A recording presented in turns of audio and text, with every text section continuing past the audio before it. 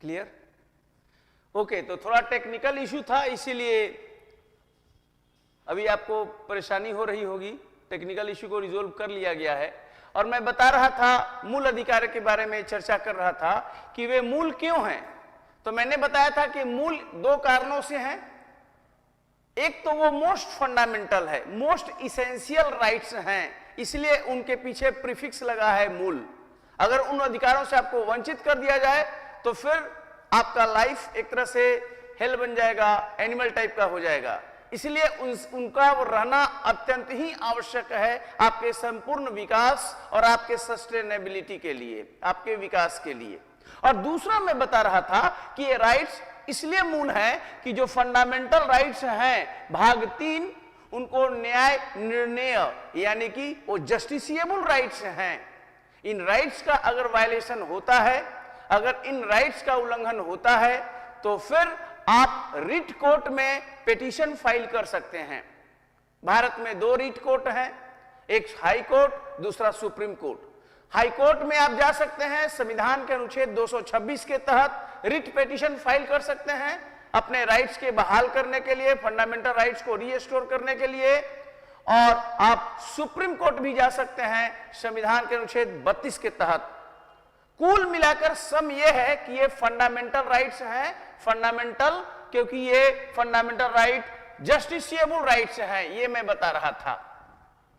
संवैधानिक अधिकार है मूल अधिकार, लेकिन भाग 3 के बाहर भी अधिकार हैं, rights under directive principles of state policy. और ये कैसे राइट्स हैं? ये नॉन जस्टिसिएबल है। मैं बताया जो directive principles of state policy है ये नॉन जस्टिसिएबल है, यानी कि न्याय निर्णय नहीं है ये राइट्स। क्यों नहीं है? क्योंकि राज्य के नीति निर्देशक तत्व में जो अधिकारों का उल्लेख है वे अधिकार अपने आप लागू नहीं होते। वे तभी लागू हो सकते हैं जबकि सक्षम विधायिका, चाहे वो पार्लियामेंट हो, चाहे वो स्टेट लेजिस्लेचर, राज्य की विधायिका हो, जब तक उपयुक्त कानूनों का निर्माण करके उसे क्रियान्वित नहीं कर देती है, तब तक राज्य के जो नीति निर्देशक तत्व हैं अपने आप स्वयं लागू नहीं होते। लेकिन मूल अधिकार स्वतः लागू हैं फ्रॉम द डे 1। जिस दिन संविधान लागू हुआ उस दिन से अपने आप वो बिल्कुल ऑपरेशनल कंडीशन में है। लेकिन राज्य के नीति निर्देशक तत्वों के लिए यह एक अनिवार्य कंडीशन है कि इनके लिए लॉ बनाया जाए, और जब तक लॉ नहीं बनेगा तब तक राज्य के नीति निर्देशक लागू नहीं होते हैं। यानी कि संवैधानिक अधिकारों में पहला जो मैं बताया वो है मूल अधिकार, दूसरा बताया rights under directive principles of state policy, और एक जो तीसरा है वो आप समझ लीजिए वो राइट्स, वो क्या है थर्ड वाला? तो थर्ड वाला जो है राइट्स अदर राइट्स, और अदर राइट्स में क्या मिलेगा आपको? जैसे लीगल राइट्स, ये भी संवैधानिक अधिकार है। लीगल राइट्स यानी कि कानूनी अधिकार, कानूनी अधिकार ये भी संवैधानिक अधिकार है। जैसे संपत्ति का अधिकार, जैसे संपत्ति का अधिकार, इसका उल्लेख भाग 3 में नहीं है, भाग 3 के बाहर है, 300A आर्टिकल में है। तो ये कैसा राइट्स है? संवैधानिक अधिकार है, संविधान के अंदर है, लेकिन लीगल राइट के रूप में है, कानूनी अधिकार के रूप में है। और इसका मतलब यह है कि जो फंडामेंटल राइट के लिए जो संविधान का बैकअप है कि आप रिट फाइल कर सकते हैं, इसके लिए रिट फाइल नहीं किया जा सकता है।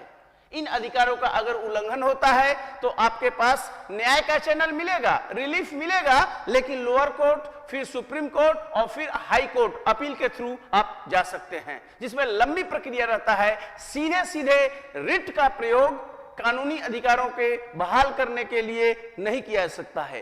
तो अभी हम आपको बता रहे थे कि संवैधानिक अधिकार यानी जिनका संविधान में उल्लेख है, तो भाग 3 वाले अधिकार वे अधिकार हैं जो कि न्याय निर्णय है, वे फंडामेंटल राइट कहे जाते हैं। भाग 3 के बाहर फिर जो राज्य के नीति निर्देशक तत्व हैं वो नॉन जस्टिसिएबल राइट्स हैं, क्योंकि वहां पर रिट की फैसिलिटी नहीं है। इसके अलावा जो अन्य राइट्स हैं जिसमें लीगल राइट्स भी आ जाते हैं, जिसमें भी रिट की सुविधा नहीं है। और एक और राइट्स में बताया, ये जो मैं बता रहा था यहां पर कि ये राइट्स जो है एक्स्ट्रा कॉन्स्टिट्यूशनल, यानी जिसका इस संविधान में उल्लेख नहीं है। आप ऐसे भी समझिए, कुछ राइट्स ऐसे हैं जिसका इस संविधान में उल्लेख है, वे संवैधानिक अधिकार हैं, वे कॉन्स्टिट्यूशनल राइट्स हैं, लेकिन इसके अलावा भी बहुत से राइट्स हैं जिनका इस बुक में उल्लेख नहीं है। क्योंकि ह्यूमन राइट जो है, जो मानवाधिकार है, वो संपूर्ण राइट्स को अपने में समाहित कर सकता है, लेकिन ह्यूमन राइट्स का सारा A to Z चीजें संविधान में मान्यता प्राप्त नहीं है, बहुत सी चीजों को मान्यता प्राप्त नहीं है ना। तो उनको आप कह सकते हो कि ये एक्स्ट्रा कॉन्स्टिट्यूशनल राइट्स है।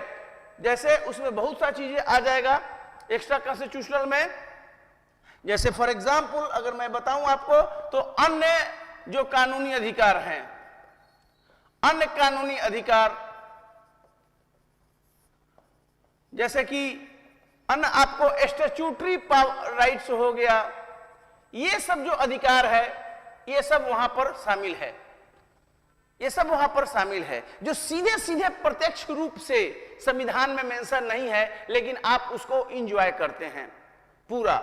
जैसे विश्व भ्रमण का अधिकार हुआ, या कहीं दूसरे तरह से अपने इंटरनेशनल स्तर पर अपने ग्रीवांसेस को आप टेकअप कर सकते हैं। इस तरह का राइट्स जो संविधान में उल्लेख नहीं है, आप मान के चलिए कि वो भी राइट्स आपको हैं, क्योंकि वो ह्यूमन राइट के कारण वो सबको प्राप्त है।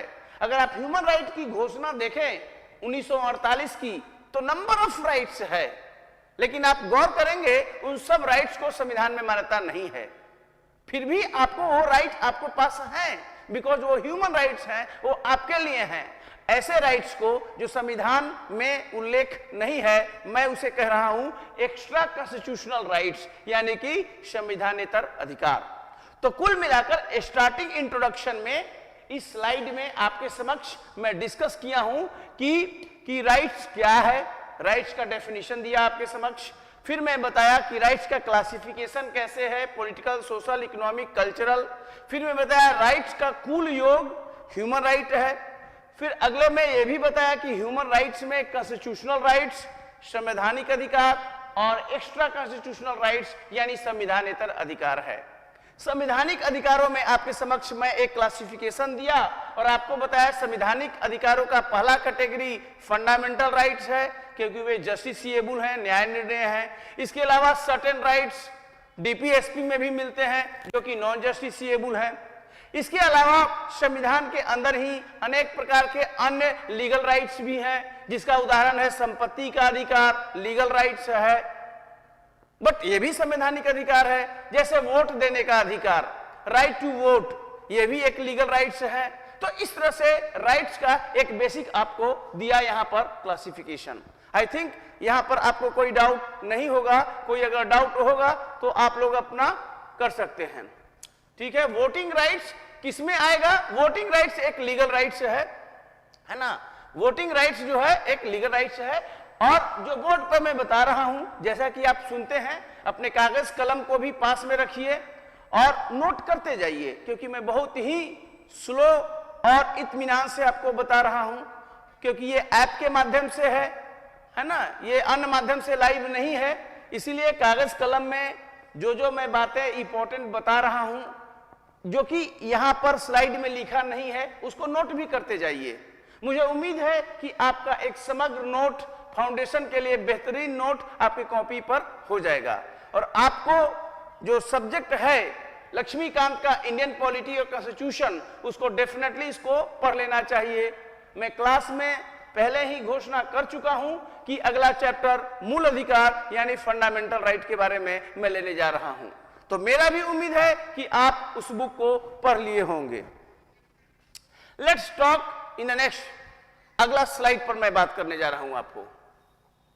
अब यहां से आपका मूल शुरू होगा, वो एक इंट्रोडक्शन था, अब यहां पर मूल की बात करें आप, है ना।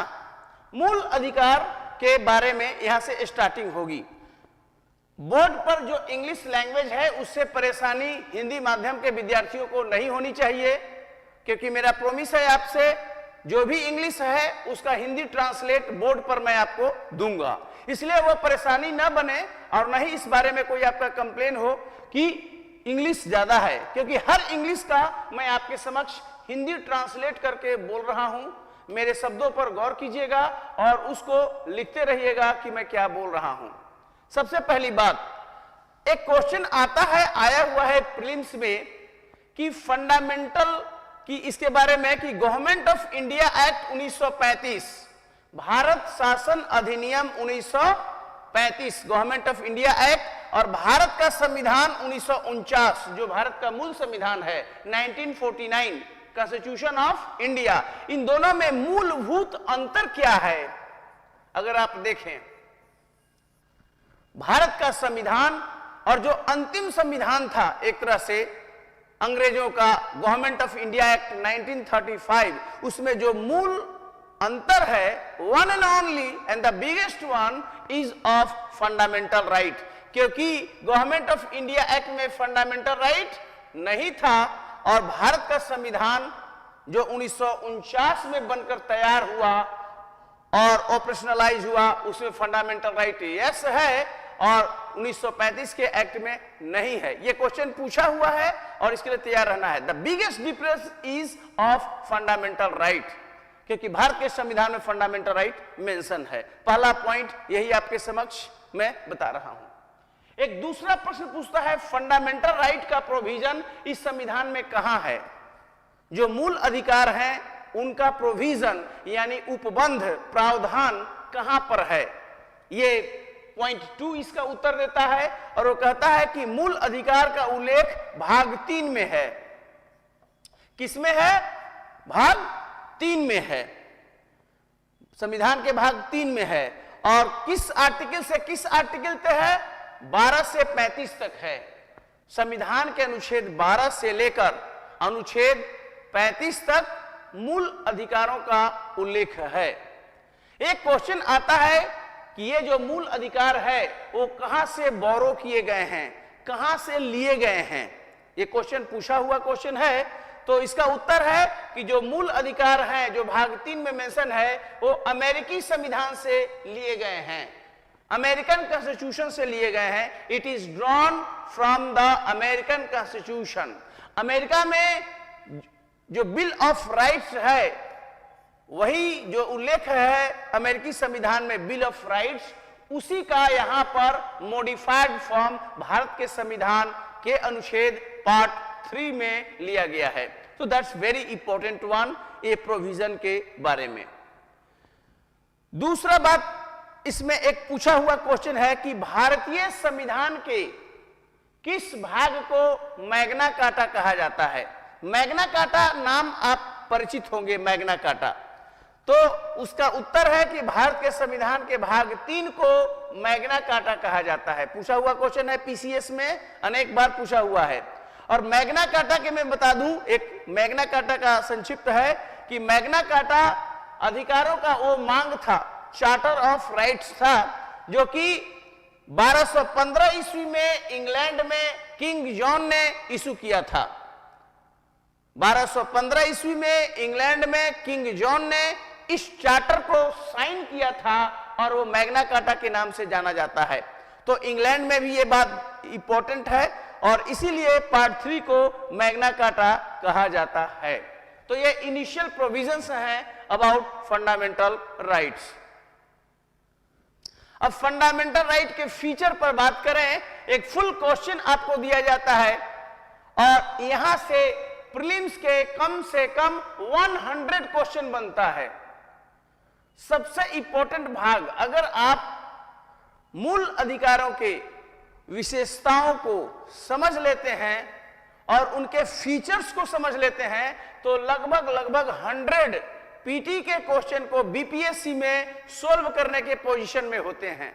इसीलिए मेरा विशेष फोकस है कि जो फीचर है, यानी कि किसका फीचर? फंडामेंटल राइट का फीचर, फंडामेंटल राइट की विशेषता। फीचर मतलब विशेषता, या उनका जो चरित्र है, कैरेक्टरिस्टिक्स जो है फंडामेंटल राइट का, मूल अधिकार का, उसके बारे में बात करूं।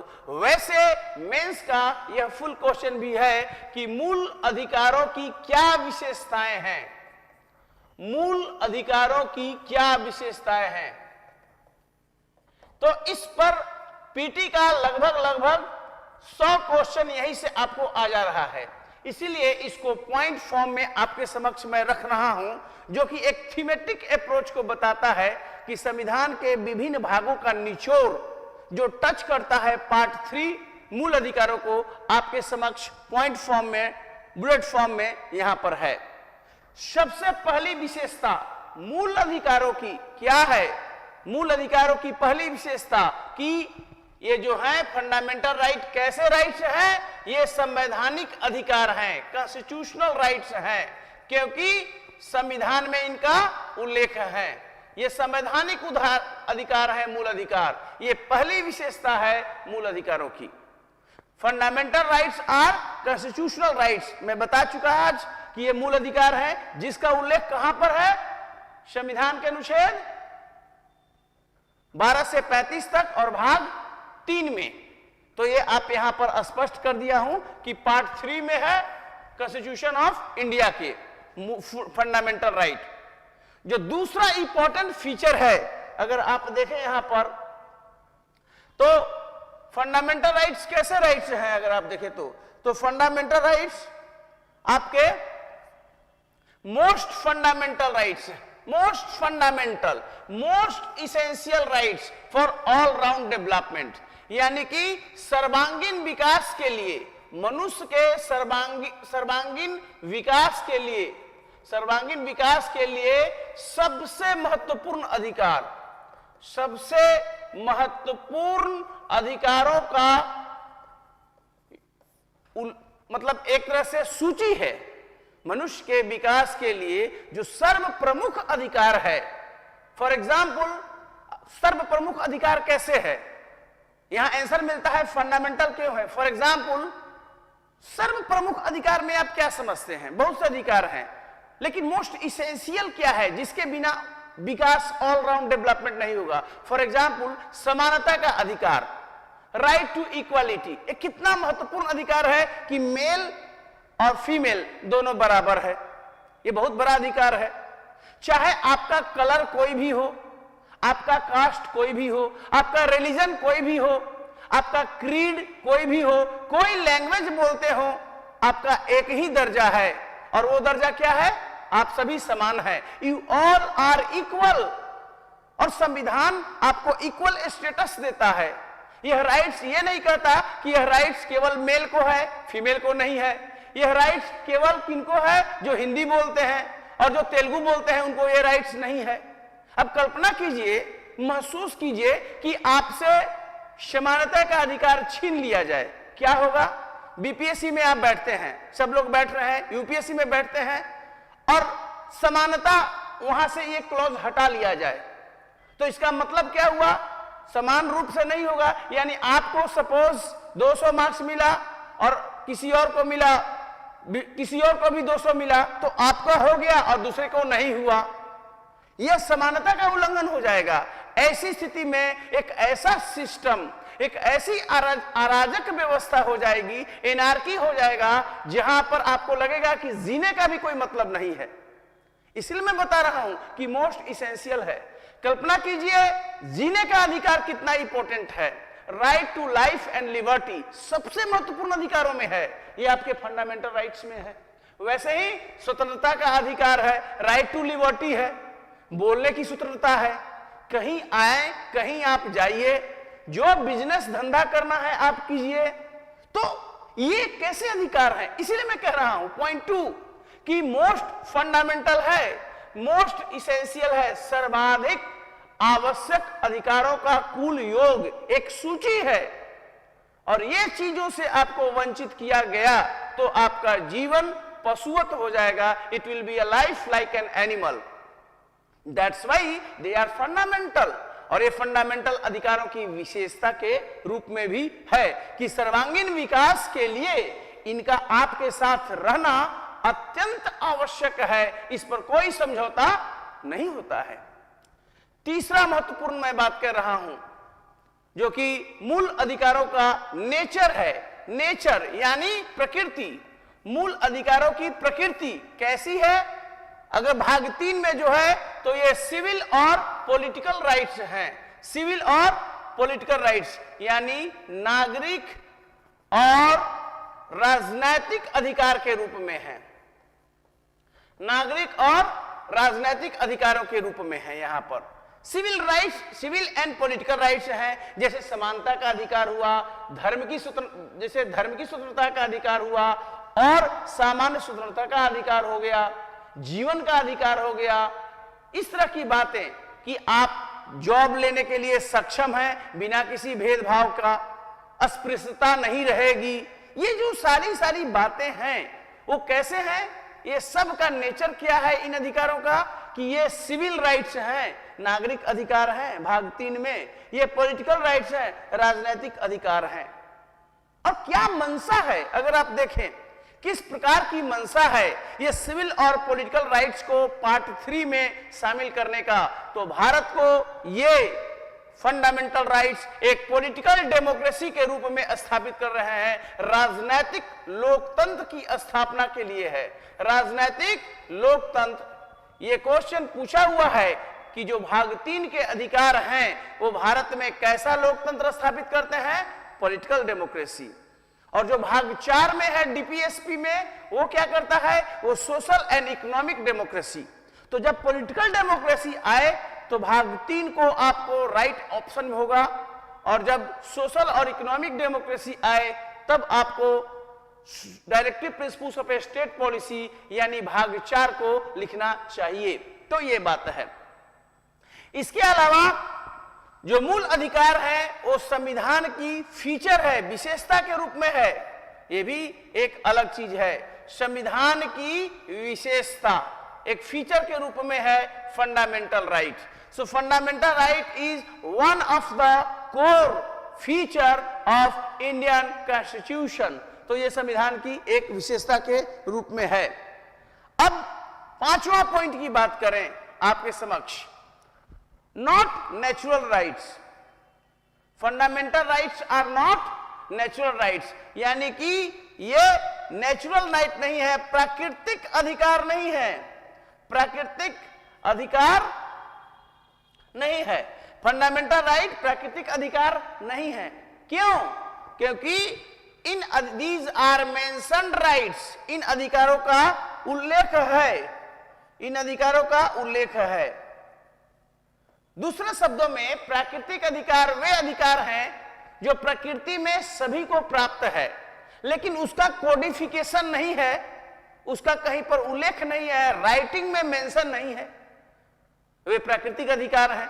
लेकिन मूल अधिकारों का तो उल्लेख है संविधान के अनुच्छेद में, विभिन्न अनुच्छेदों में है, पार्ट 3 के अंदर। इसीलिए फंडामेंटल राइट को मैं कह रहा हूं कि fundamental rights are not natural rights, ये प्राकृतिक अधिकार नहीं है। कैसे अधिकार हैं? दीज आर मेंशन्ड राइट्स, इनको मेंशन किया गया है, उल्लेख किया गया है संविधान में, तो संविधान में ये उल्लेखित हैं और इन अधिकारों को राज्य मान्यता देता है, संविधान मान्यता देता है। These are recognised by the state and the constitution as such. तो ये कॉन्स्टिट्यूशनल राइट्स हैं, स्टेट का रिकॉग्निशन है कि अगर इन अधिकारों का उल्लंघन होता है तो स्टेट का एक ऑर्गन है जुडिशियरी, वो खड़ा हो जाता है उन अधिकारों को बहाल करने के लिए। सो ये बहुत इंपॉर्टेंट बात है।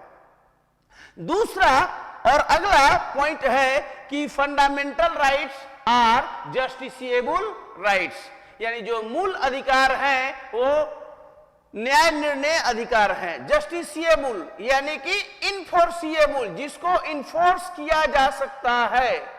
न्याय निर्णय है यानी कि लागू होने योग्य अधिकार हैं, लागू होने वाले अधिकार, फंडामेंटल राइट जिनको लागू किया जा सकता है।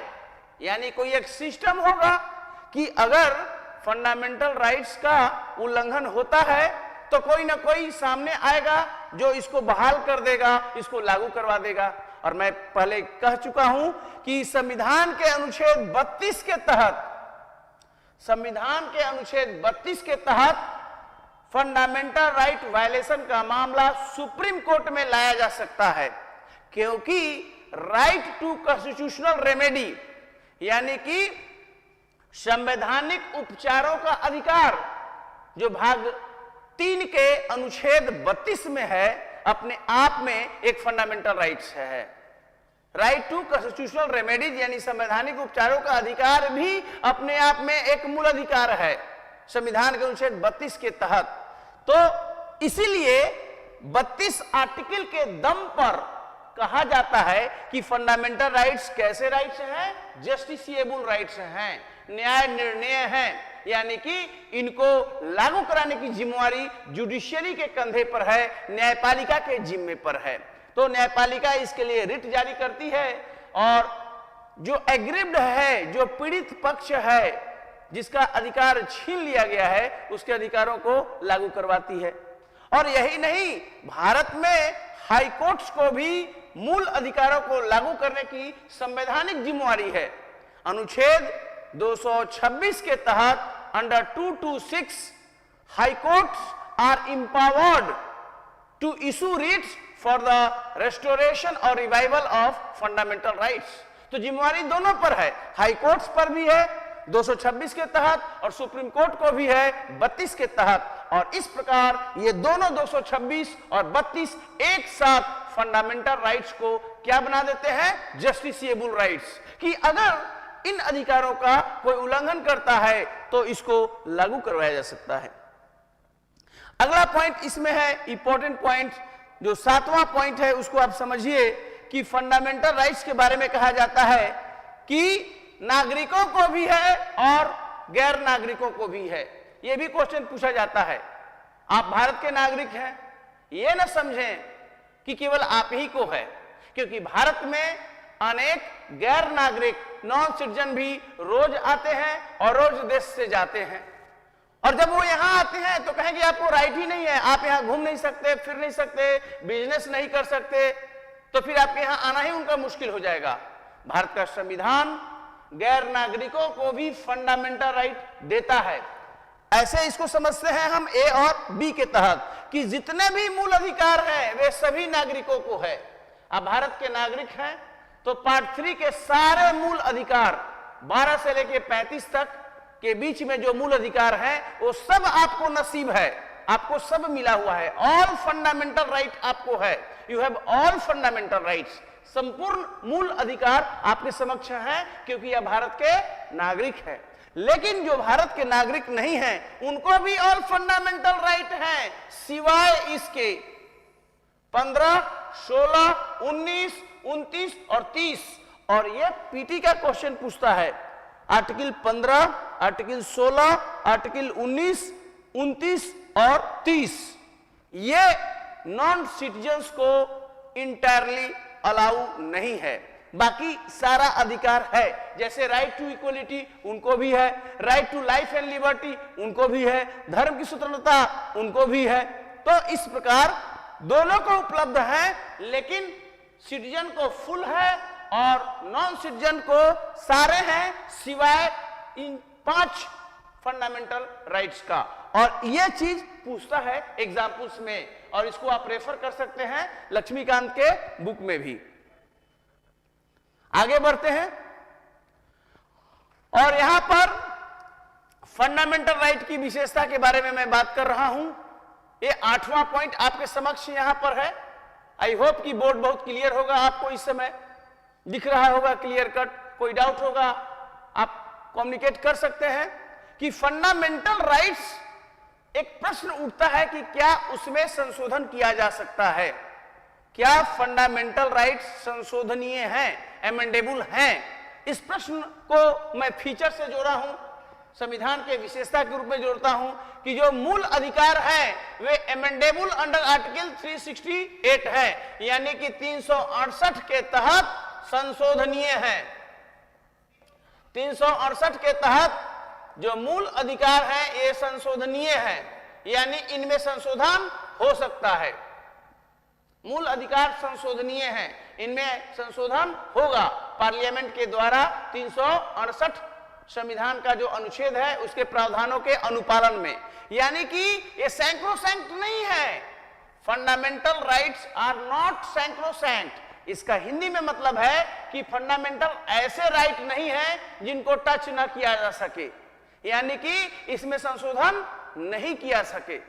और जब संशोधन की बात करता हूं तो तीन बातें आती है, पूर्व के भी क्लास में मैं बता चुका हूं। संशोधन का मतलब होता है नया आर्टिकल उसमें नया ऐड कर दीजिए यानी शामिल कर दीजिए, या किसी को उसमें से हटा दीजिए, या आर्टिकल में आपस में वेरिएशन कीजिए। दूसरे शब्दों में संशोधन का मतलब है एडिशन मतलब शामिल करना, डिलीशन यानी हटा देना, या वेरिएशन यानी शब्दों में हेर फेर, तीनों होता है।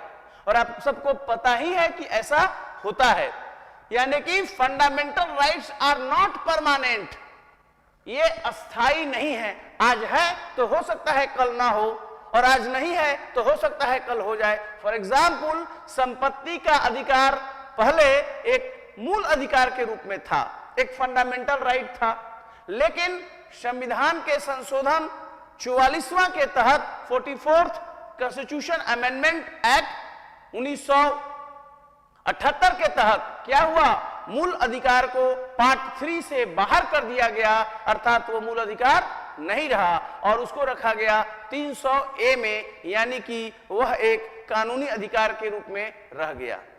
इसके अलावा 86वां संविधान संशोधन के तहत शिक्षा का अधिकार, राइट टू एजुकेशन, आप पार्ट 3 में नया नया शामिल किए। शिक्षा का अधिकार 86 कॉन्स्टिट्यूशन अमेंडमेंट एक्ट के तहत तो आपने ऐड कर दिया, तो एडिशन भी हो गया, जो कि फंडामेंटल राइट के अनुच्छेद 21A में है। तो मेरा कहने का मतलब है कि फंडामेंटल राइट्स एमेंडेबल हैं, इसमें नया फंडामेंटल राइट लाया जा सकता है और एक राइट को कोई हटाया भी जा सकता है अगर एप्रोप्रिएट हो तो ये बात इंपॉर्टेंट है। और यही यहां पर मेंशन है, डिलीशन यानी खत्म किया गया, डिलीट कर दिया गया। डिलीट मतलब खत्म कर देना। क्या किया गया, राइट टू प्रॉपर्टी, संपत्ति का अधिकार, संपत्ति का अधिकार, राइट टू प्रॉपर्टी डिलीट कर दिया गया 44वां संविधान संशोधन 1978 के तहत 44th कॉन्स्टिट्यूशन अमेंडमेंट एक्ट, और इसको 19(1)(f) से हटाकर 300A में डाल दिया गया। अब संपत्ति का अधिकार कैसा अधिकार रह गया, लीगल राइट्स के रूप में रह गया, यानी कि इसके लिए जो जस्टिसिएबिलिटी थी, जो रिट की फैसिलिटी थी, अब सीधे सीधे उपलब्ध नहीं है, यानी संशोधन हो गया फंडामेंटल राइट के प्रोविजन में। और एडिशन भी हुआ, राइट टू एजुकेशन यानी शिक्षा का जो अधिकार है 6 से 14 वर्ष के बच्चों को, ये 86वां संविधान संशोधन 2002 के द्वारा इसमें शामिल किया गया। पार्ट 3 में एक नया फंडामेंटल राइट आ गया जिसको लाया गया 21A में। पहले ये DPSP में था, 45 में था, directive principles of state policy में। यह जो एडिशन हुआ 86वां संशोधन के द्वारा, और यह जो डिलीशन हुआ, खत्म किया गया 44वां के द्वारा, यह साबित करता है कि भारतीय संविधान का पार्ट 3 जो मूल अधिकार है उसका कैरेक्टर कैसा है, संशोधनीय है। Means fundamental rights are amendable under article 368। Bharat की जो संसद है वही सक्षम है, राज्य की विधायिका यह काम नहीं कर सकती है, क्योंकि यह यूनियन लिस्ट का विषय है। एक तरह से अगर देखें तो संविधान का जो मूल अधिकार है उसमें संशोधन की शक्ति केवल और केवल पार्लियामेंट को है। अगला पॉइंट बात करें अगर हम, तो fundamental right suspensionable during national emergency. NE मतलब क्या हुआ, राष्ट्रीय आपातकाल, national emergency. N means national, E means emergency. जब देश में वाह्य आक्रमण हो, ध्यान दीजिए, नेशनल इमरजेंसी कब लगता है, युद्ध में, वॉर में नेशनल इमरजेंसी लगता है, एक्सटर्नल एग्रेशन बाह्य आक्रमण में, या आर्म्ड रिवेलियन सशस्त्र विद्रोह। ये 3 आधार पर राष्ट्रीय आपातकाल की घोषणा भारत का राष्ट्रपति कैबिनेट के रिटन रिकमेंडेशन पर कर सकता है। और जब राष्ट्रीय आपातकाल लगता है तो ऐसी स्थिति में मूल अधिकारों को सस्पेंड किया जा सकता है, निलंबित किया जा सकता है, और यह कहता है कि मूल अधिकार निलंबनीय है। कैसे है? निलंबनीय है, यानी मूल अधिकारों को निलंबित किया जा सकता है, सस्पेंड किया जा सकता है। इंपॉर्टेंट है, सारे मूल अधिकारों को सिवाय 2 अधिकारों को जिसको सस्पेंड नहीं किया जा सकता है। एक आर्टिकल 20 और दूसरा आर्टिकल 21। 20 के तहत जो मूल अधिकार है और 21 के तहत जो मूल अधिकार है, इन 2 को छोड़कर बाकी सारे मूल अधिकारों को नेशनल इमरजेंसी के दौरान सस्पेंड किया जा सकता है, और इसके लिए अलग से उद्घोषणा जारी होती है। यहां पर समझने की बात यह है कि 352 के तहत जब राष्ट्रीय आपातकाल की उद्घोषणा लागू होती है तो ऑटोमेटिक नहीं निलंबित होता है। फंडामेंटल राइट ऑटोमेटिक सस्पेंड नहीं होता है। ये ऐसा नहीं है कि आपातकाल लग गया और फंडामेंटल राइट सस्पेंड हो गया, नहीं, ये दोनों अलग अलग होता है, क्योंकि आपातकाल का लगना एक घटना है और उसके बाद यानी आपातकाल लगने के बाद भारत का जो राष्ट्रपति है, जो प्रेसिडेंट है, वो एक अलग से उद्घोषणा जारी करता है, नोटिफिकेशन होता है। इसको कहते हैं प्रेसिडेंशियल नोटिफिकेशन, राष्ट्रपति की उद्घोषणा। और 359 के तहत यह उद्घोषणा जाती है। 359(1) के तहत भारत का राष्ट्रपति यह उद्घोषणा को जारी करता है, 359(1) के तहत। और उद्घोषणा जारी होते ही ऑल 6 फंडामेंटल और फ्रीडम एंड्स स्ट्रेट अवे। 19 के तहत जो फ्रीडम है वो स्ट्रेट अवे खत्म हो जाता है। तो ये इंपॉर्टेंट बात है। दैट मीन्स ऑटोमेटिक सस्पेंड नहीं होता, उसके लिए अलग से राष्ट्रपति की उद्घोषणा जारी होती है। 359 ब्रैकेट में 1 के तहत जब प्रेसिडेंशियल नोटिफिकेशन जारी होता है तब। अगला पॉइंट, आई थिंक ये क्लियर है पॉइंट, देख लेते हैं अगर यहां पर कोई क्वेश्चन है कि सुप्रीम कोर्ट जुडिशियल रिव्यू कर सकता है, वो हम बाद में करेंगे। केशवानंद की बात अभी बाद में आएगी, है ना। जो वैलिड क्वेश्चन है वही क्वेश्चन किया जाए, कमेंट नहीं करना है। कोई विशेष क्वेश्चन अगर है जहां पर डाउट है वही कमेंट बॉक्स में लिखिए, क्योंकि उससे टीचर का भी समय लैप्स होता है, नष्ट होता है। तो ओपिनियन नहीं, केवल क्वेश्चन है कि इस तरह का जो वैलिड क्वेश्चन है जो समझ में ना आ रहा हो, ठीक है। हम 10वां बात करें कि फंडामेंटल राइट कैसे हैं, तो ये पॉजिटिव राइट्स हैं, सकारात्मक अधिकार। सकारात्मक है, सकारात्मक अधिकार के रूप में है आपका फंडामेंटल राइट्स, सकारात्मक अधिकार के रूप में है। यानी कि सकारात्मक अधिकार से क्या मतलब है, ये आपको कुछ दे रहा है। These rights are giving you something, that's why इनको सकारात्मक बोलते हैं, पॉजिटिव बोलते हैं। तो फंडामेंटल राइट का जो कैरेक्टर है एक पॉजिटिव राइट के रूप में है। This provides special rights, privilege, ये आपको स्पेशल राइट दे रहा है, प्रिविलेज दे रहा है। जैसे स्वतंत्रता का अधिकार दे रहा है, शिक्षा का अधिकार दे रहा है, धर्म की स्वतंत्रता दे रहा है, माइनॉरिटी को राइट्स दे रहा है, आपको आरक्षण दिया जा रहा है। ये पॉजिटिव है, यहां पर ना निगेटिव नहीं है इसका लैंग्वेज, इसीलिए फंडामेंटल राइट्स को पॉजिटिव राइट्स भी बोला जाता है। लेकिन कुछ ऐसे अधिकार है फंडामेंटल राइट्स का जिसका कैरेक्टर निगेटिव है, यानी कि नकारात्मक अधिकार के रूप में है, वो नकारात्मक अधिकारों के रूप में है वो। So fundamental rights are also categorized as negative rights. Why negative rights? Because they are against the state. राज्य को रोकता है कि राज्य भेदभाव नागरिकों के बीच में नहीं करेगा, धर्म के आधार पर, भाषा के आधार पर, जाति के आधार पर, उद्भव के आधार पर रोकता है और कहता है कि विधि द्वारा स्थापित प्रक्रिया के तहत ही जीवन के अधिकार से वंचित किया जा सकता है। सबको स्वतंत्रता होगी और स्वतंत्रता को तभी कर्म किया जाएगा जब देश की एकता, अखंडता यानी युक्ति युक्त निर्बंधन वाला जो मामला है उसी के तहत स्वतंत्रता का हरण किया जा सकता है, अन्यथा नहीं। यानी राज्य ऐसा नहीं करेगा, विधायिका ऐसा कानून नहीं बनाएगा, एग्जीक्यूटिव ऐसा नहीं करेगा, ये हमेशा उसको रोक रहा है।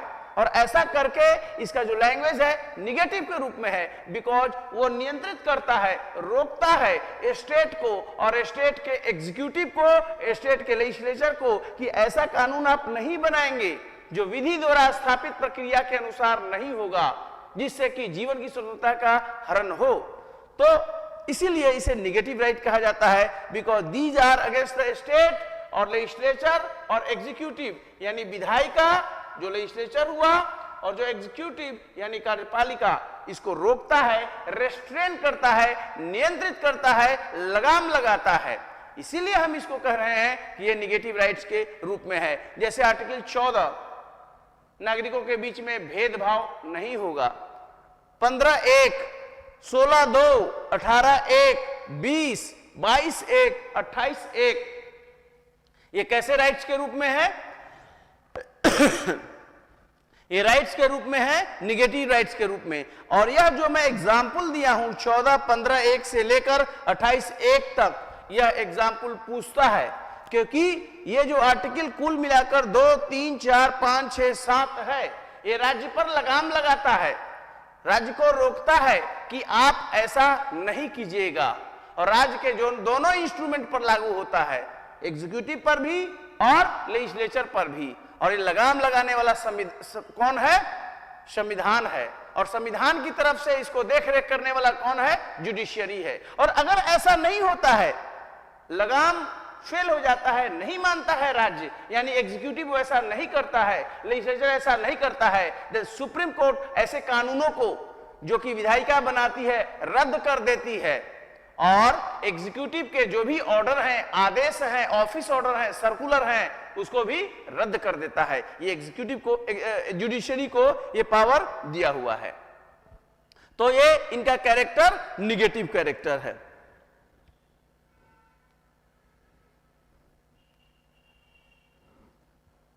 अब अगला पॉइंट की बात करो कि it can be enforced against private persons also. Normally मैं बताया वाटर, पानी, नॉर्मली मैं बताया कि जो फंडामेंटल राइट्स हैं वो कैसे राइट्स हैं। तो फंडामेंटल राइट्स जो हैं वो राज्य के खिलाफ हैं, यानी कि राज्य उल्लंघन करता है और राज्य का जो बॉडी है, जैसे लेजिस्लेचर गलत कानून बना दिया तो आपका फंडामेंटल राइट वायलेट हो गया।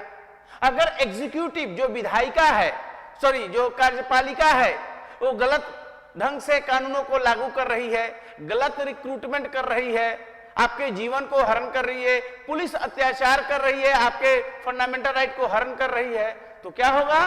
फंडामेंटल राइट राज्य के खिलाफ आपको मिलेगा और राज्य को रोकेगा और राज्य की आप ऐसा नहीं कर सकते हैं। नॉर्मली फंडामेंटल राइट स्टेट के खिलाफ है कि स्टेट ऐसा नहीं करेगा, ऐसा नहीं करेगा, ऐसा नहीं करेगा, क्योंकि अभी मैंने बताया कि स्टेट के खिलाफ है निगेटिव राइट्स में। लेकिन यह भी समझ लीजिए कि जैसे आप गांव में या शहर में कहीं भी रहते हैं और आपके बगल का पड़ोसी आपको रूम में कैद कर दे, तो वो बगल का पड़ोसी तो प्राइवेट व्यक्ति है, वह तो राज्य नहीं है, वो राज्य का इंस्ट्रूमेंट भी नहीं है, तब कैसे क्या होगा? तो एक फीचर है कि fundamental right can be enforced against private persons also, यानी निजी व्यक्तियों के खिलाफ भी लागू किया जा सकता है। निजी व्यक्तियों के खिलाफ भी फंडामेंटल राइट को लागू करवाया जा सकता है, लागू करवाया जा सकता है। यह इंपॉर्टेंट बात है, समझना है। स्टेट के खिलाफ तो है ही, प्राइवेट व्यक्तियों के खिलाफ, जो प्राइवेट इंडिविजुअल है, जो स्टेट के सिस्टम से नहीं जुड़ा हुआ है, उसके खिलाफ भी फंडामेंटल राइट को लागू करवाया जा सकता है। और इसका एग्जाम्पल है 15(2), आप देखिए वहां पर 17, 23, 24, 18(3) और 18(4), कुल मिलाकर इतने आर्टिकल है, 1, 2, 3, 4, 5 और 6। ये 6 जो आर्टिकल हैं, ये आर्टिकल के तहत आपको राइट मिला है। और इन राइट का उल्लंघन अगर प्राइवेट व्यक्ति करता है तो भी आपको रिट की सुविधा मिलेगी और आपको कोर्ट के माध्यम से यह सुविधा जो उपचार है, जो रिलीफ है, अगर आपका वायलेशन हुआ है, आपका राइट्स का उल्लंघन हुआ है तो आपको इन्फोर्स करवाया जा सकता है। इसीलिए जो पॉइंट 12 है उसका टॉपिक है कि फंडामेंटल राइट को निजी व्यक्तियों के खिलाफ भी लागू करवाया जा सकता है, can be enforced against private persons also. Point 13 की बात करें, 13 नंबर की, तो some rights are basic features of constitution of India, यानी कि कुछ जो मूल अधिकार हैं, फंडामेंटल राइट हैं, वो संविधान के मौलिक ढांचे का हिस्सा हैं, संविधान के मौलिक ढांचे का हिस्सा है, मौलिक ढांचे का हिस्सा है। मौलिक ढांचे के हिस्सा को केशवानंद भारती मामले में मैं डिस्कस करूंगा और समझने का उसको प्रयास करेंगे कि मौलिक ढांचे की संकल्पना का विकास कैसे हुआ है। लेकिन यहां पर ऐसे समझना है कि यह जो मौलिक ढांचे की संकल्पना है, बेसिक फीचर की जो संकल्पना है, कॉन्सेप्ट है, वह केशवानंद भारती के केस में आया, 1973 में आया, सुप्रीम कोर्ट के जजमेंट में। और इसका मूल बात यह है कि मौलिक ढांचा जो भी है, जिसको सुप्रीम कोर्ट ने कहा कि यह प्रावधान, यह आर्टिकल संविधान के मौलिक ढांचे का हिस्सा है, उसमें बदलाव नहीं किया जा सकता है, उसमें अमेंडमेंट नहीं किया जा सकता है। तो ऐसे इसको समझना है फंडामेंटल राइट से जोड़कर कि सारे फंडामेंटल राइट्स मौलिक ढांचा नहीं है। All fundamental rights are not part of basic structure. संपूर्ण मूल अधिकारों को आप ये नहीं कह सकते कि मौलिक ढांचा है। अगर आप ऐसा कहते हैं कि पूरा का पूरा मूल अधिकार मौलिक ढांचा है, तब तो मूल अधिकार में संशोधन हो ही नहीं सकता। जबकि आप जानते हैं, एक और पॉइंट में आपके समक्ष डिस्कस किया कि मूल अधिकार संशोधनीय है, फंडामेंटल राइट्स आर अमेंडेबल। इसका मतलब है not all fundamental rights, only certain fundamental rights are part of basic structure of the constitution. तो आप कौन कौन से हैं स्ट्रेट अवे जानिए, जो सुप्रीम कोर्ट के अलग अलग जजमेंट में आए हैं। कोई एक जजमेंट में तो मौलिक ढांचा को परिभाषित किया नहीं गया है या उसको सूची दी नहीं गई है सुप्रीम कोर्ट के द्वारा, अलग अलग जजमेंट में आता है। एक है आर्टिकल 14, यानी कि समानता का अधिकार, रूल ऑफ लॉ जो है वो मौलिक ढांचा है, जो कि फंडामेंटल राइट में आता है। रूल ऑफ लॉ यानी विधि का शासन, ये मौलिक ढांचे का हिस्सा है। 21 right to life and personal liberty, इसको नहीं खत्म किया जा सकता, क्लियर कट बात है। और आर्टिकल 24, ये तीन जो है, ये तीनों का तीनों संविधान के बेसिक फीचर का हिस्सा है, जिसको कि खत्म नहीं किया जा सकता है। तो ये इंपॉर्टेंट बात है। आई होप कि इसको आप समझ गए होंगे। 14 पॉइंट है, it cannot be given up. Fundamental right का परित्याग नहीं किया सकता है, मूल अधिकारों का परित्याग नहीं किया जा सकता है, नहीं किया जा सकता है। यानी कि मनुष्य मात्र के नाते आपको यह है, आप कहें कि मुझे नहीं चाहिए, I don't want fundamental right, ऐसा कहने से नहीं होगा। आप कहते हैं कि मुझे ये कुछ नहीं चाहिए, मैं त्याग करता हूं, तो ये कोई वस्तु नहीं है, कोई संपत्ति नहीं है कि आप इसका त्याग कर दीजिए। अगर त्याग रहता तो डाइवोर्स आप दे देते। फंडामेंटल राइट को अगर आप डाइवोर्स दे देंगे तो फिर मनुष्य के जो आवश्यक बातें हैं, मनुष्य होने के नाते जो आवश्यकता है, उसका भी तिलांजलि दे देना पड़ेगा। फिर तो आप कहिए कि सीधे जंगल में जाइए और आपको कोई इस सोसाइटी में रहने की आवश्यकता ही नहीं है। सुप्रीम कोर्ट ने अपने एक जजमेंट में, जो बसेश्वर नाथ बनाम इनकम टैक्स कमिश्नर 1958, शुरू में ही यह फैसला आया 1960 के दशक में। बसेश्वर नाथ के केस में सुप्रीम कोर्ट ने एक डॉक्ट्रिन दिया, एक सिद्धांत का प्रतिपादन किया, जिसमें स्पष्ट किया कि कोई भी व्यक्ति, भारत का जो नागरिक है, वो मूल अधिकारों का परित्याग नहीं कर सकता, because these are so essential, these are so fundamental, कि अगर इसका वो त्याग कर देगा तो फिर सोसाइटी में ही वो नहीं रह पाएगा।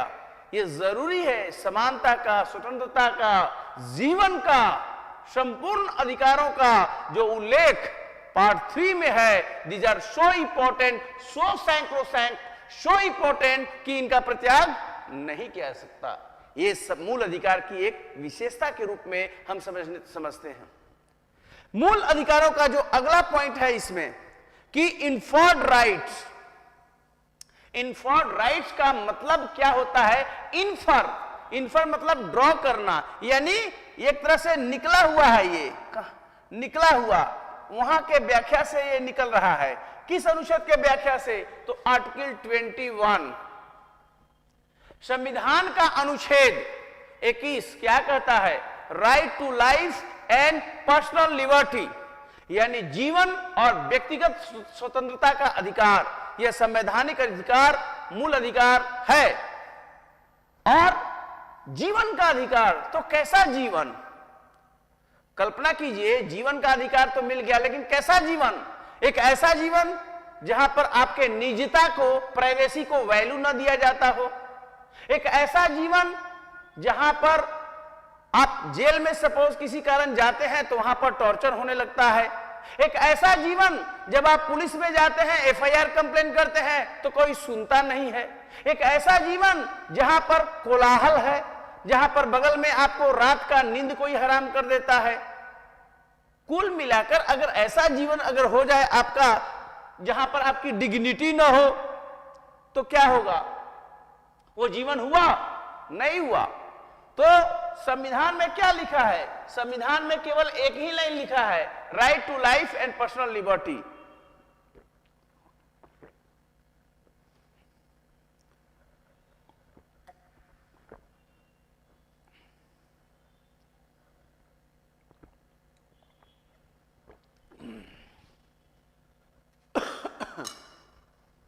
समझिए बात को। तो जीवन जीने का अधिकार इतना इंपॉर्टेंट अधिकार है कि अलग अलग केस में, अलग अलग मामलों में सुप्रीम कोर्ट ने इस आर्टिकल 21 की व्याख्या किया है, इंटरप्रिटेशन किया है। और व्याख्या करने के पश्चात अनेक जीवन जीने के अधिकार से जुड़े हुए अधिकारों को कहा है कि यह भी मूल अधिकार है, यह भी मूल अधिकार है। ऐसे अनेक लिस्ट आपको मिलेगा, जैसे राइट टू प्राइवेसी, निजता का अधिकार। संविधान में कहीं भी स्पष्ट रूप से नहीं लिखा है। पार्ट 3 में आपको कोई आर्टिकल में नहीं मिलेगा निजता का अधिकार। लेकिन सुप्रीम कोर्ट क्या कहता है कि जो निजता का अधिकार है वो आर्टिकल 21 में ही शामिल है, घुला मिला है ना। जैसे कि दूध में मक्खन आपको मिलेगा, उसी प्रकार जीने के अधिकार में निजता का अधिकार शामिल है। अगर आपकी प्राइवेसी भंग हो जाए, अगर आपकी निजता भंग हो जाए, तो यह कैसा जीवन होगा? कल्पना कीजिए। इसलिए उसमें यह शामिल है, ऐसा सुप्रीम कोर्ट कह रहा है। आधार मामले में सुप्रीम कोर्ट ने राइट टू प्राइवेसी को फंडामेंटल राइट माना है। आप याद कर सकते हैं इस बात को। Right to life with dignity, गरिमा पूर्वक जीने का अधिकार, पशुवत नहीं, गरिमा पूर्वक, गरिमा पूर्वक, गरिमा पूर्वक जीने का अधिकार। गरिमा पूर्वक कैसा जीवन? गरिमा के साथ, डिग्निटी के साथ, सम्मान के साथ, प्रतिष्ठा के साथ। इसको सुप्रीम कोर्ट ने कहा कि आर्टिकल 21 में ही यह शामिल है। Right to shelter, right to shelter यानी कि एक तरह से शरण प्राप्त करने का, कहीं पर भी शेल्टर सबको मिलना चाहिए, एक आवास मिलना चाहिए, शेल्टर मिलना चाहिए, शरण मिलना चाहिए। यह भी इंपॉर्टेंट है, अदरवाइज वो जीवन का अधिकार खो देगा। राइट टू स्पीडी ट्रायल, त्वरित सुनवाई का अधिकार। स्पीडी ट्रायल मतलब क्या हुआ? त्वरित सुनवाई। अदरवाइज आप एक केस करते हैं, मान लीजिए फंडामेंटल राइट के लिए, हाई कोर्ट में, पटना हाई कोर्ट में एक केस आप कर रहे हैं सपोज, और पता चला वो केस चलता रहा चलता रहा चलता रहा, और एक दिन इंसान का डेथ हो जाता है, लेकिन हाई कोर्ट का डिस्पोजल नहीं हो पाता। अब आपके मरने के बाद सपोज अगर हाई कोर्ट आपके फेवर में फैसला दे दे, तो उस फैसले का क्या मतलब? इसीलिए कहा जाता है जस्टिस डिलेड जस्टिस डिनाइड। न्याय देरी से न्याय का मिलना न्याय न मिलने के बराबर है। सुप्रीम कोर्ट ने माना कि जीवन जीने के अधिकार में यह शामिल है कि स्पीडी ट्रायल हो, यह नहीं कि आप पर मर्डर का चार्ज है और बहुत दिन बाद यह साबित होता है कि आपने मर्डर किया ही नहीं है, तो इतना दिन तो आपका जीवन नरक बन गया। इतना दिन तक अननेसेसरली आपका जीवन एक तरह से कितना खतरनाक स्थिति में हुआ, आपके जीवन जीने का अधिकार तो वंचित हो गया क्योंकि आपने मर्डर किया ही नहीं, अंततः कोर्ट यह डिसीजन दिया हो तो इसका फैसला तुरंत हो, स्पीडी ट्रायल हो, सुप्रीम कोर्ट ने कहा। कुल मिलाकर ऐसे राइट्स संविधान में लिखे नहीं गए हैं, स्पष्ट रूप से मेंशन नहीं है। सुप्रीम कोर्ट कहता है कि जैसे दूध में मिला हुआ है घी, उसी प्रकार आर्टिकल 21 जीने के अधिकार में ये सब अधिकार शामिल हैं और इनको निकनेम दिया। क्या?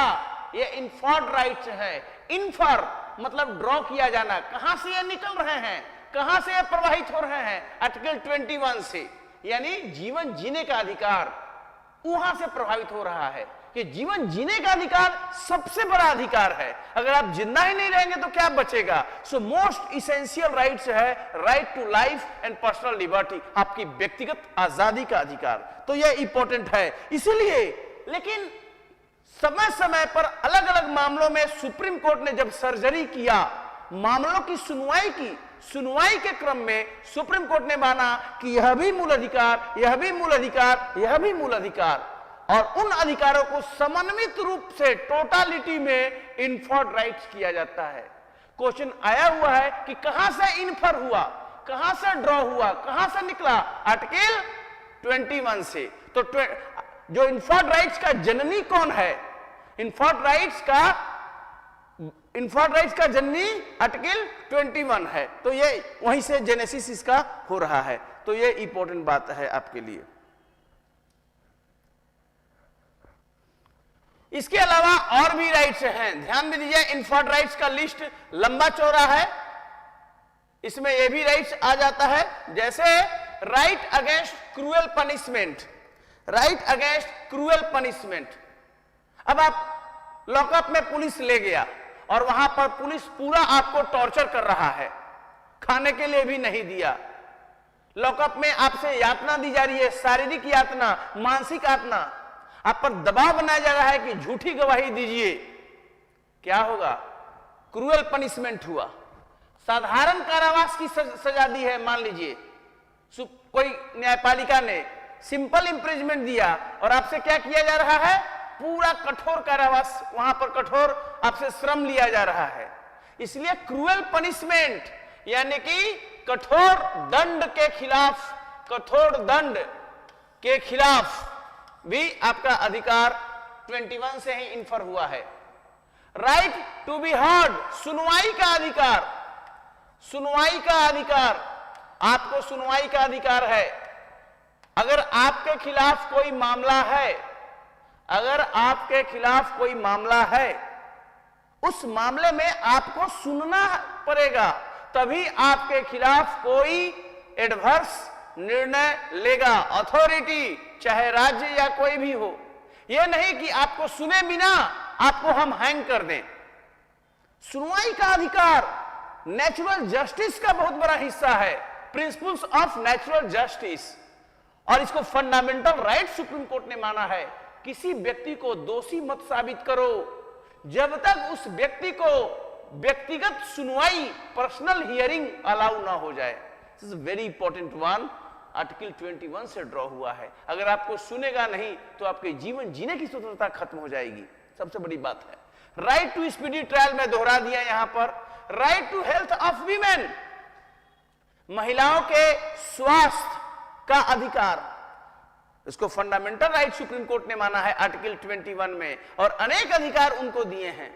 यह लिस्ट अंतिम लिस्ट नहीं है, यह लॉन्ग लिस्ट है। सुप्रीम कोर्ट ने अनेक जजमेंट में कहा है कि यह भी राइट है, और सारा सर्जरी जो किया, व्याख्या किया है एक आर्टिकल को एक तरह से व्याख्या करके, और वह आर्टिकल है 21। तो 21 की व्याख्या करके यह बात आया है, सुप्रीम कोर्ट ने बोला है। तो आज के क्लास में बेसिकली मैं ये डिस्कस कर रहा था कि फंडामेंटल राइट्स का क्या क्या फीचर है। समय का थोड़ा अभाव है, लेकिन आज मैं एक और डील कर दे रहा हूं। आज का लास्ट स्लाइड होगा ये कि क्या है। तो अभी उम्मीद है कि फंडामेंटल राइट के फीचर को आप समझ गए होंगे, है ना। केशवानंद भारती का केस हम लोग डील करेंगे आगे चलकर, है ना। प्राइवेट पर्सन में किसको कंसीडर किया जाएगा? प्राइवेट पर्सन आपका दोस्त जो है, आपका फ्रेंड है, आपका फ्रेंड ने आपको एक रूम में लॉकअप कर दिया। प्राइवेट पर्सन वो व्यक्ति है जो कहीं, जो स्टेट का हिस्सा नहीं है, यानी कि वो स्टेट या स्टेट का इंस्ट्रूमेंट नहीं है, जॉब में नहीं है। प्राइवेट व्यक्ति एक सिंपल आपका फ्रेंड हो सकता है, आपके परिवार में कोई हो सकता है, आपके पड़ोस में हो सकता है, जो कि अथॉरिटी ना हो, जिस पर स्टेट का टैग ना लगा हो, वो प्राइवेट पर्सन होगा। केशवानंद भारती केस मैंने स्पष्ट कर दिया, जिसमें बेसिक फीचर का कॉन्सेप्ट आया था, ठीक है।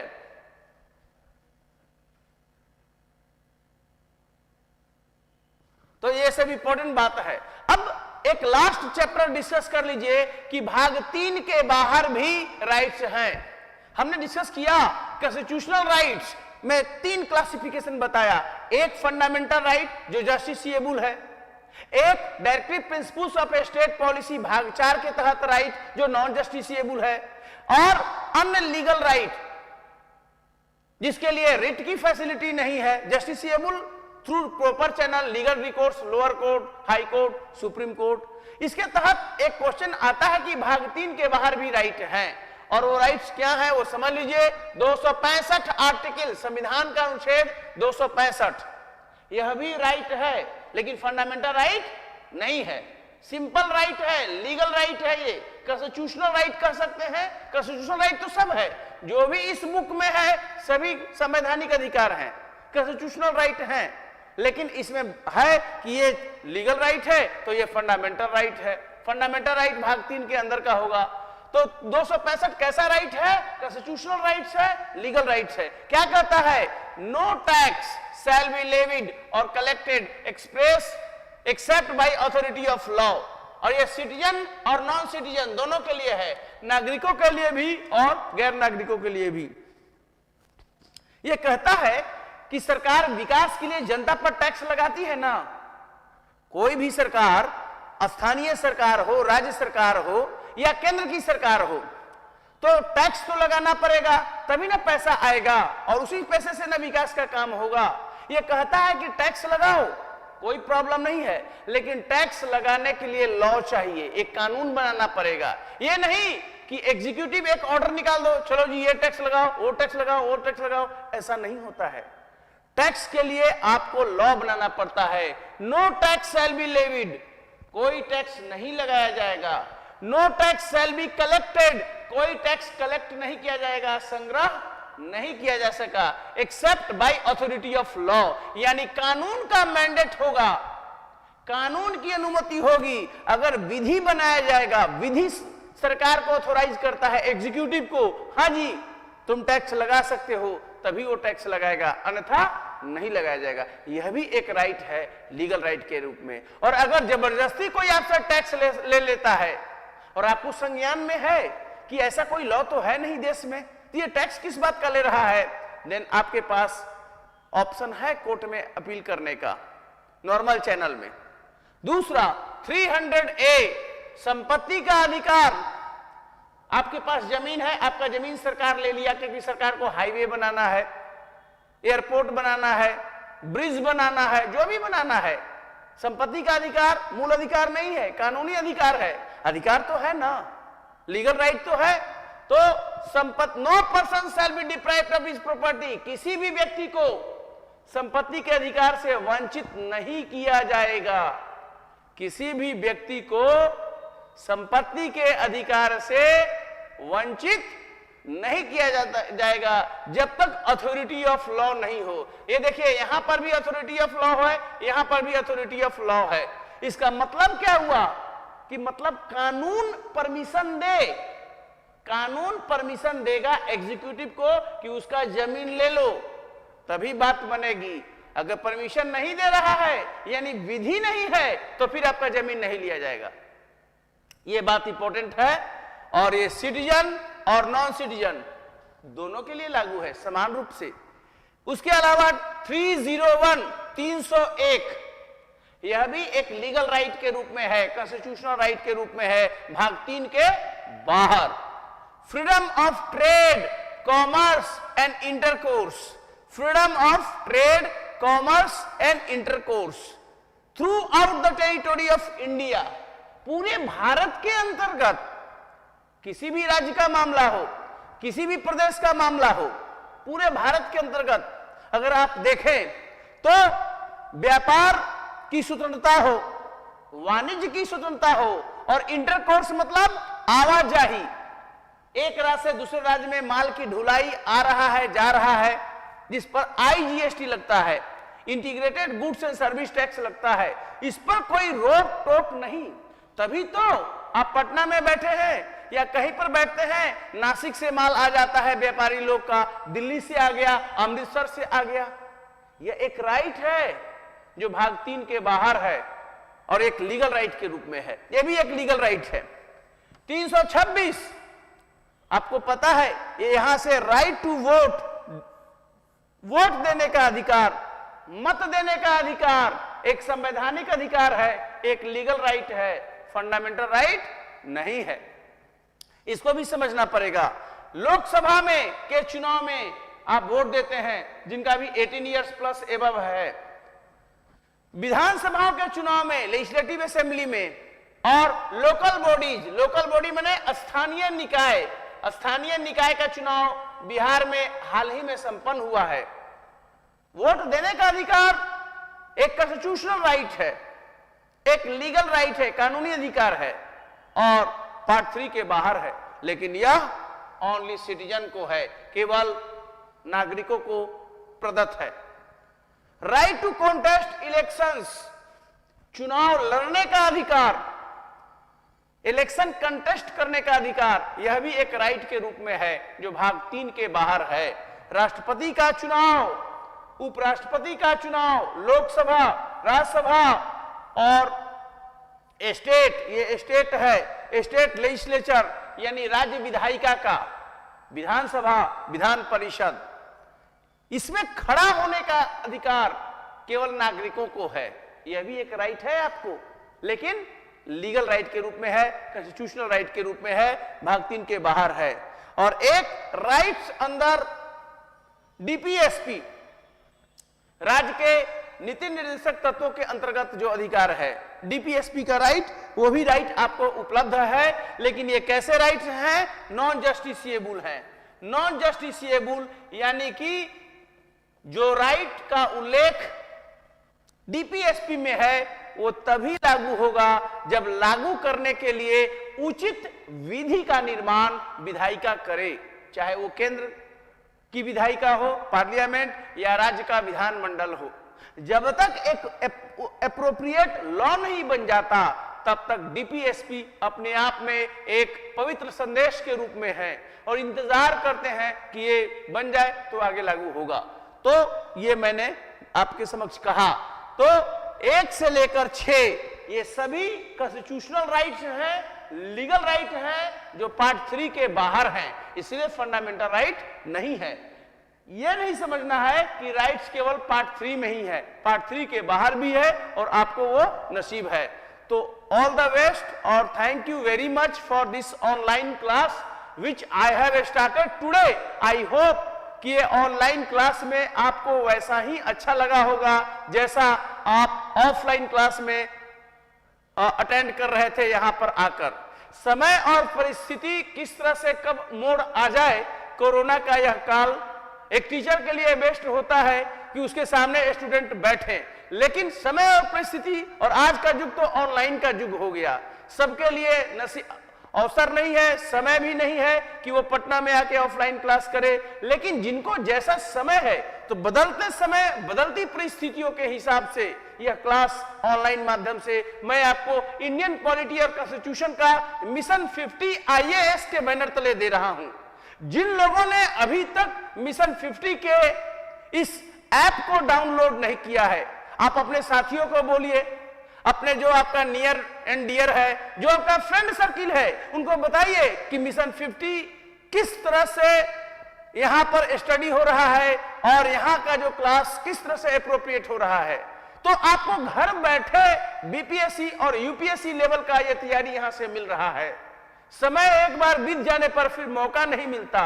बुद्धिमान व्यक्ति वही होता है जो समय की पहचान करता है, और समय की पहचान यही है कि न केवल आप अपना कल्याण करें बल्कि अपने नियर और डियर का भी कल्याण करें। सभी को प्रेरित करें, उत्साहित करें कि मिशन 50 का जो यह ऐप है जो गूगल प्ले स्टोर पर उपलब्ध है उसको डाउनलोड करें, ऑफिस से संपर्क करके अपने आप को ग्रुप में रजिस्टर्ड करवा लें और सभी लोग घर बैठे इस क्लास को करें। यह फाउंडेशन बैच है और फाउंडेशन बैच में इसका लेवल मैं इतना रख रहा हूं कि बीपीएससी तो दूर की बात है, वो तो आपके लिए अत्यंत सहज हो जाएगा। अगर आप सोच रहे हैं उसके ऊपर भी, तो वह भी आपके लिए सहज और सुलभ हो जाएगा। आपको धन्यवाद देता हूं कि इस विपरीत परिस्थितियों में भी आपके पढ़ाई निरंतर जारी रहे। आपका जो तार है स्टडी का वो कभी टूटे नहीं। मानसिक रूप से आप बिल्कुल अव्वल रहे, आप कंसिस्टेंसी के साथ पढ़ते रहे और तब तक जब तक भी आपका गोल मिल नहीं जाता है। हारना नहीं है बंधु, हारना नहीं है, क्योंकि जो हार गया वो गोल से वंचित हो गया है। आज नहीं तो कल लक्ष्य आपको 100% मिलेगा और 100% मिलेगा, लेकिन आपको मेंटल और फिजिकल कंसिस्टेंसी बना के रखनी है। और जो बनाया, जो लगातार लगे रहा इस अभियान में, सफलता उसी को मिली है। तो परेशान नहीं होना है, समय कैसा भी हो जाए, परिस्थिति कैसा भी हो जाए, लगे रहना है, क्योंकि जिस दिन कमीशन का यह गिफ्ट, यह उपहार जिस दिन मिल गया, उस दिन आप क्या, आपका परिवार क्या, आपका जनरेशन भी चेंज हो जाएगा। और हमारी शुभकामना साथ में है कि आप वहां पर भी हैं तो आपको यह संदेश लगातार मिल रहा है। इसलिए मेरा संदेश है कि यह जो क्लास लाइव हो रहा है ऑनलाइन, सबको बताइए, सबका कल्याण कीजिए, क्योंकि कहा गया है तुलसीदास के चौपाई में कि परहित सरिस धर्म नहीं भाई, कल्याण से बड़ा कोई धर्म नहीं है। सबको बताइए, जितने भी आपके फ्रेंड सर्किल में है, कि ऑनलाइन क्लास हो रहा है और यहां से लाइव टेलीकास्ट हो रहा है मिशन 50 के तहत। और यहां पर ऑनलाइन आपके क्वेश्चंस को भी मैं टेकअप कर रहा हूं। यह नहीं कि आपका क्वेश्चन कैसे होगा, क्या होगा, वो भी मैं देख रहा हूं। यहां टेक्निकल इतना स्ट्रांग स्टूडियो है कि आप जो भी प्रश्न कर रहे हैं वो प्रश्न हमारे सामने लाइव दिखता है और उसको मैं टेकअप करता हूं। आपके कुछ प्रश्न है उसको मैं जल्दी से देख लूं, पीडीएफ ग्रुप में सेंड कर देते तो अच्छा होता। मैं एक बात सभी बंधुओं को बताना चाहता हूं, और जितने भी हमारे स्टूडेंट हैं, हमारे डियर स्टूडेंट हैं, देखिए आप लोग जो पीडीएफ की मांग करते हैं तो बेसिकली ये टीचिंग नोट होता है। इस टीचिंग नोट को भी उस बुक से ही मैं क्रिएट करता हूं, जो बुक का नाम है लक्ष्मीकांत का पॉलिटी। तो अगर आपके पास लक्ष्मीकांत का इंडियन कॉन्स्टिट्यूशन और पॉलिटी है, आपको बिल्कुल परेशान नहीं होना है। उसके अलावा आपको कोई नोट नहीं चाहिए। आप लोग क्यों कहते हैं कि हमको नोट चाहिए, नोट चाहिए, नोट चाहिए? नोट वहीं से ड्रॉ हो रहा है। सारा का सारा जो मैं आज डिस्कस किया हूं, अगर वो ना मिले तो आप हमें बताइए। इस ग्रुप में मैं भी जुड़ा हुआ हूं, आप बताइए कि अगर वो चीज नहीं है तो नोट के लिए परेशान मत होइए। लक्ष्मीकांत का A to Z noting point form में बना लीजिए, यकीन मानिए आपका कुछ भी नहीं छूटेगा। तो इसीलिए नोट का चक्कर में नहीं ज्यादा पड़ना है, क्योंकि वो ऑलरेडी नोट बुक आपके घर पर है। नहीं है, परचेज कर लीजिए, लेटेस्ट परचेज कर लीजिए लक्ष्मीकांत का जो पॉलिटी का कॉन्स्टिट्यूशन का बुक है। यूथेनेसिया क्या फंडामेंटल गिवअप है, ये क्वेश्चन है। यूथेनेसिया मतलब राइट टू डाई है, मरने का अधिकार। अच्छा क्वेश्चन है, क्या मरने का अधिकार भी फंडामेंटल राइट है? सुप्रीम कोर्ट ने माना है ऐसा नहीं है, लेकिन हाल में एक जजमेंट आया है जिसमें यह बात आया है कि पैसिव यूथेनेसिया इसकी परमिशन दी जा सकती है, लेकिन फंडामेंटल राइट नहीं है। यूथेनेसिया मतलब मरने का अधिकार, राइट टू डाई। अब संविधान तो जीने का अधिकार करता है, लेकिन मरने के अधिकार की बात हम क्यों करें? लेकिन इसमें भी दो बात है यूथेनेसिया में, एक एक्टिव सक्रिय और एक पैसिव। अब एक्टिव में क्या है कि एक व्यक्ति जिंदा है, हृष्ट पुष्ट है, स्वस्थ है, उसको जहर दे दीजिए इंजेक्शन में, वो अभी मर जाएगा। संविधान इसी इजाजत नहीं देता है। This is illegal and unconstitutional, और उसके लिए उस व्यक्ति को इवन डेथ पेनल्टी भी हो सकता है। एक दूसरा बात है जिसे पैसिव यूथेनेसिया कहते हैं, जैसे एक व्यक्ति एक ऐसे डिजीज हो गया है, एक ऐसा रोग हो गया है जिसका इलाज इस दुनिया में नहीं है, वह व्यक्ति वर्षों से बेड पर लेटा हुआ है, न खाता है न पीता है। ऐसे कई केस हैं संसार में, इंडिया में। अब वो जिए या मरे कोई फर्क नहीं पड़ता है। सुप्रीम कोर्ट ने कहा पैसिव यूथेनेसिया का परमिशन दिया जा सकता है एप्रोप्रिएट अथॉरिटी के द्वारा। एक द्वार खुल गया है राइट टू डाई यानी मरने का अधिकार सुप्रीम कोर्ट के जजमेंट के बाद, लेकिन वो पैसिव यूथेनेसिया है, एक्टिव नहीं। तो ये इंपॉर्टेंट समझना है। ठीक है, तो ये सब बात है। केशवानंद भारती हम लोग डील कर लेंगे, घबराने की बात नहीं है, और कुछ इसमें नहीं है। तो ऑल द बेस्ट। फेडरलिज्म का क्वेश्चन आंसर कहां से मिलेगा? देखिए मैं आपको बता दूं, ऑफिस ने इस बात को रीथॉट किया है कि फाउंडेशन के साथ मेंस को मैं अलग कर रहा हूं। ये दोनों सेपरेट सेपरेट कोर्स है। किसी भी इंस्टीट्यूशन के लिए फाउंडेशन अलग हो गया एकदम बेसिक से ए टू जेड, और मेंस में अलग कर दे रहा हूं। मेंस का क्लास जल्द ही अनाउंस होने वाला है हमारे इंस्टीट्यूट के द्वारा, और जैसे ही ये शुरू हो जाएगा मेंस में मैं केवल आंसर क्वेश्चन करवाऊंगा, ओनली आंसर क्वेश्चन। वहां पर फाउंडेशन जैसा डिस्कशन नहीं होगा, केवल क्वेश्चन, और उस क्वेश्चन में क्या क्या आएगा। तो जो लोग फेडरल पॉलिटी ये सब छूट गया है वो पुनः सारा आने वाला है, आपका सारा आंसर क्वेश्चन वहां से मिल जाएगा। एफआर की बेसिक फीचर में अमेंड कर सकते हैं। बेसिक फीचर तो चेंज होगा नहीं। केशवानंद भारती का जजमेंट है कि मूल अधिकार में जो अधिकार बेसिक फीचर का हिस्सा है उसमें चेंज नहीं कर सकते। बेसिक फीचर में बताया हूं, राइट टू स्पीडी ट्रायल नहीं होता है, ये सिस्टम का प्रॉब्लम है। होना चाहिए, अगर नहीं होता है तो ये प्रॉब्लम है इस देश के सिस्टम का, और सिस्टम को दुरुस्त करना है। और यहीं पर आता है कि सही सरकार बने, जो सरकार ध्यान दे कि राइट टू स्पीडी ट्रायल हो। सारे वीडियो वो क्लियर दिखाई नहीं दे रहा, नहीं दिखाई देने का कोई समस्या इस तरह नहीं है। आप लोग केवल सही सही क्वेश्चन कीजिएगा, मेरे लिए आसान होगा।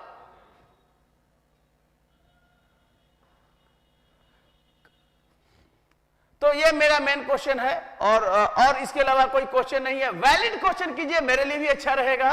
स्पेसिफिक क्वेश्चन जैसे यूथेनेसिया का क्वेश्चन किया एक कैंडिडेट ने, एक स्टूडेंट ने, अच्छा क्वेश्चन था। All the best.